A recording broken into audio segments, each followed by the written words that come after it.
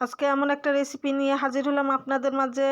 তো বরাবর সবাই পছন্দ করে থাকেন, এগুলো কিন্তু তাল। তো আজকে আমি তালের পিঠা বানাবো। তো আমি জানতাম না যে তালের পিঠাটা বানাতে যে গিয়ে এরকম হবে একটা কাণ্ড কারবার। তো যাই হোক, যেটা হোক, সব কিছু মেনে নিয়ে সামনে এগিয়ে যেতে হবে। তো আমিও সেটাই করেছি। তো দেখতে থাকেন পুরো ভিডিওটা এবং পুরো ভিডিওটার সাথেই থাকবেন। তো আসসালামু আলাইকুম ওয়া রাহমাতুল্লাহি ওয়া বারাকাতু। আপনারা সবাই কেমন আছেন? আলহামদুলিল্লাহ, আমি তো খুবই ভালো আছি। তো আজকে এই প্রথম আমি তালের পিঠা বানাইনি যে সেটা কোনো না। আমি চালের গুঁড়ি দিয়ে বানাইছি। তো আজকে আমি গমের আটা দিয়ে বানাবো, রুটি খাওয়া আটাটা দিয়ে, যেহেতু আমার ঘরে চালের গুঁড়িটা ছিল না। তো এখানে আমি পরিমাণ মতো আটা নিয়েছি, গমের আটা, আর তার সাথে চিনি, সামান্য পরিমাণ গরম পানি, আর তার সাথে নিয়েছি আমি তাল, একটা বড় তাল।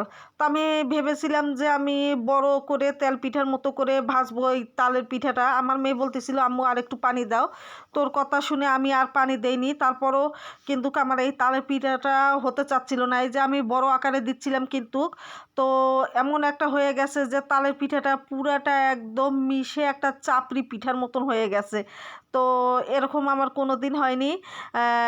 তো এই প্রথম এরকম একটা কারবার হয়ে গেছে। কিন্তু এরপর আমি পিঠাটা কেমন হয়েছিল সেটাও আপনাদেরকে দেখাই দেবো। আমি সে পিঠাটা আমি এত মন মেজাজ খারাপ হয়ে গেছিলো, আমি তুলে একদম উঠতে চাচ্ছিল না।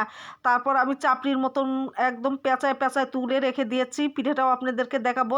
এরপর আবারও আমি গমের আটা নিয়ে ভালোভাবে আরও মাখিয়ে ঠিক এরকম করে আমি তৈরি করি। এই যে দেখেন পিঠাটা একদম চাপড়ি বড় একটা পিঠা হয়ে গেছে। এরপর আমি আরও গমের আটা মিশিয়ে আমি এই যে পিঠাগুলো তৈরি করি। এরপর কিন্তু খুব সুন্দরভাবে উঠে যায়। আর 2 চুলা লাগায় আমি কিন্তু এই পিঠাটা, তালের পিঠাটা তৈরি করছি। যেহেতু সন্ধ্যার দিকে নাস্তা দেওয়ার কথা ছিল, তো আমি এত ঘুমাই গেছি যে টেরই পাইনি। তো প্রায় 8টার দিকে ঘুম থেকে উঠে আমি বাচ্চা কাচ্চাকে এই নাস্তাটা তৈরি করে দেই। আর এত পরিমাণটা আমার মেয়ে দিয়ে দিছে যে নিচটা একদম লেগে গেছে। দেখেন, এক হাতে 2 চুলায় নাড়ানাড়ি করতেছি। তো তারপরও কিন্তু অনেক মজা হয়েছিল এই পিঠাগুলো। অনেকগুলো পুড়ে গেছে, আবার অনেকগুলো ঠিক আছে। তো প্রথমের পিঠাটা নষ্ট হলে যে কারবার হয় সেটাই হয়েছে আমার সাথে। মন মেজাজ খারাপ হয়ে গেছিলো। তারপরও কিন্তু অনেক মজা হয়েছিল পিঠাটা। এই যে দেখতেই পাচ্তেছেন, অনেক মজার, তালের ঘেরানে ঘেরানে এত মজা লেগেছে যে ধারণার বাইরে। পিঠাটা আমি মনে করছিলাম হয়তো বা খাওয়া যাবে না, খেতে পারবো না। অনেক, কিন্তু না, একটু কড়া কড়া ভাজা হয়েছিল। তারপরও কিন্তু অনেক মজা লেগেছিল। পিঠাটা একদম নরম তুলতুলা, উপরে এরকম কড়া ভাজা দেখা যাচ্ছে, কিন্তু ভিতরটা একদম নরম তুলতুলা হয়েছিল তালের পিঠাটা।